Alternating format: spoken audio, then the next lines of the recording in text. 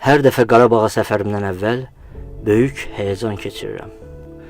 Bu həyəcanı yaradan əsas səbəb isə uzun illərdir həsrətində olduğumuz vətən torpağına bizi qovuşduran qəhrəmanlar qarşısındakı məsuliyyət hissidir. Yəqin ki, onlar haqqında yüzlərlə oçerk, povest və romanlar yazılacaq. Mənsə bu dəfə sizlərə vətən müharibəsində əcəllə çarpışan Rəşad Sultanın hekayəsini danışıram.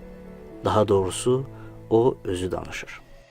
2020-ci ildə 27 sentyabrda Vətən müharibəsi başlayanda mən də Azərbaycan Respublikası Silahlı Qüvvələrində xidmətə çağırıldım və Ağdam rayonu ərazisindəki hərbi hissədə tabur tibb məntəqəsi rəisi vəzifəsində tibb xidməti baş leytenantı rütbəsi ilə xidmətə başladım. Pənahəli xanın yadigarı sayılan Ağdam, Rəşad müəllimin həyat hekayəsinin dəyişdiyi, döyüş fəaliyyətinin isə başlandığı nöqtə olub. Ona burada çox ağır və məsuliyyətli bir iş həvalə edilib. Müharibə boyu Ağdamda olmuşam, Ağdamda xidmət etmişəm. Ağdamın Baharlı, Sarıcalı, Mahrızlı, Zəngişalı, Qaradağlı kəndlərində döyüşlərdə olmuşam. Tabur tibb məntəqə rəisi olduğuma görə cəbhənin ən ön xəttində yaralılara yardım etmişəm, yaralıları döyüş meydanından çıxarmışam, şəhidlərimizin döyüş meydanından çıxarılmasında iştirak eləmişəm.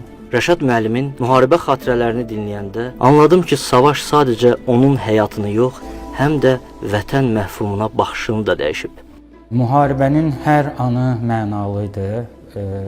O qədər çox yadda qalan xatirə var ki, belədir də biz bir yerdə bəlkə boşa düşdüyümüz zaman bir vətən anlayışı var. Əslində bu söz çox işlədilir, amma vətən nədir? Sənin öz yanındakı dostlarınla, sözün həqiqi mənasında arkadaşlarınla bəlkə boşa düşdüyün yerdir. Bir yerdə bəlkə boşa düşəndə, çətinliklərdən keçəndə o ərazi, oralar sənin üçün daha bir məna daşımağa başlayır. Həyatının bir yerinə mənalı şəkildə həkk olunur. Ona görə də Qarabağ, Ağdam, buralar mənim üçün bir anda bir romantikaya çevrildi.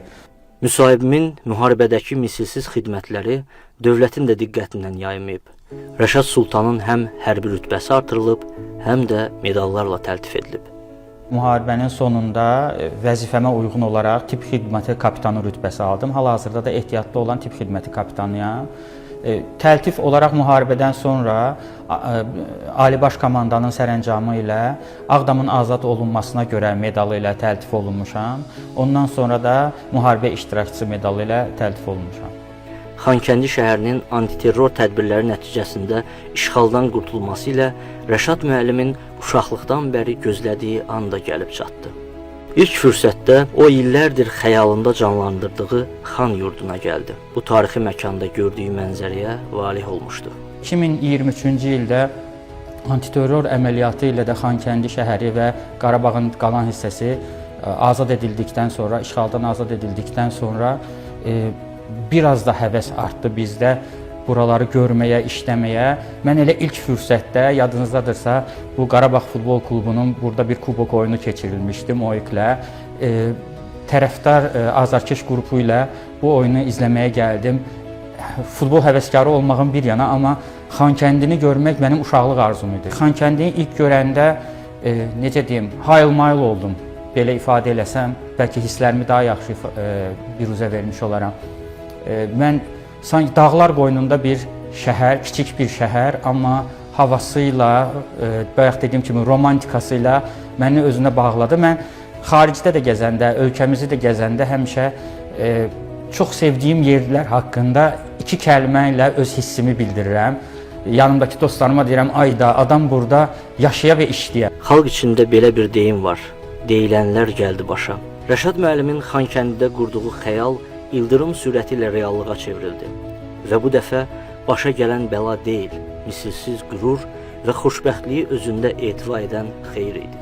İlk dəfə eşidəndə ki, bu Xankəndi şəhərində Qarabağ Universiteti yaradılır, dərhal ağlımın ucundan bir qığılcın kimi, bəlkə bir gün bunun bir tibb fakültəsi də olar, bir xəyal kimi keçdi. Yəni, ancaq bir xəyal adlandıra bilərəm bunu, nə arzu, nə məqsəd, nə hədəf. Biraz üstündən keçəndən sonra bu xəyal həqiqət oldu, tibb fakültəsi yaradıldı. Bu xəyalım gerçəkləşdi və mən bu Qarabağ Universitetinin tibb fakültəsinin müəllimi oldum.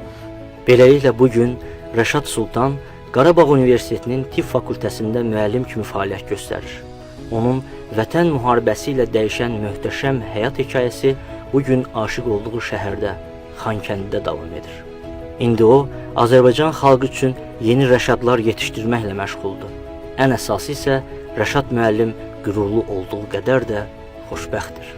Tələbələr yanında da əlbəttə ki, bu hisslərlə, dərslərə də bu hisslərlə girirəm və elə olur ki, dərslərdə bir tibbi yardımdan söhbət gedəndə, həkim etikasından söhbət gedəndə, burada oxuyan tələbələrin də qarşısında həm çıxış etmək, onlara nəsə öyrətmək, həm də o olanları paylaşmaq baxımından da həm özümü çox şanslı hiss eləyirəm, həm də ayrı bir xoşbəxt hiss eləyirəm.